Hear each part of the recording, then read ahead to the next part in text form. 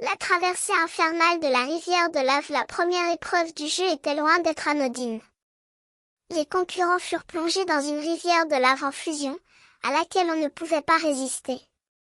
La chaleur était insoutenable, les flots de feu semblaient se déchaîner autour de nous. La seule façon de traverser cela était de sauter sur les rochers noirs qui émergeaient intermittemment de la lave.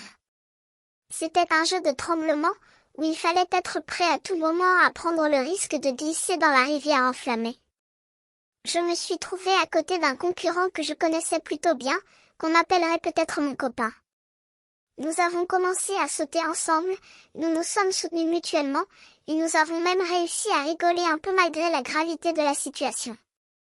Mais, comme souvent, l'envie de survivre a fini par l'emporter, et nous avons commencé à se regarder de travers, à se demander qui allait être le premier à être éliminé. La tension était palpable, et les concurrents commençaient à s'isoler les uns des autres. Chacun de nous savait que la seule façon de gagner était de se débarrasser des autres.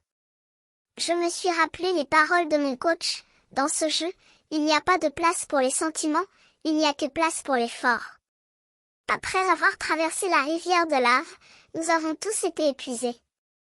Mais nous n'avions pas le temps de nous reposer, car il fallait immédiatement voter pour éliminer l'un de nous. Le vote a été difficile, car nous avons tous été d'accord que nous ne pouvions pas nous permettre de perdre l'un de nos propres. Mais, au final, il a fallu choisir. Et c'est là que mon copain a été éliminé. Je me suis sentie coupable, comme si j'avais trahi notre amitié. Mais je savais que c'était le jeu, et qu'il fallait faire des choix difficiles.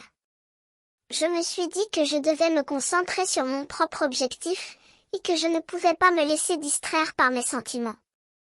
La première épreuve était terminée, et nous étions maintenant face à la deuxième. Mais je savais que rien ne serait plus facile, car la rivière de lave avait laissé des séquelles profondes dans mon cœur.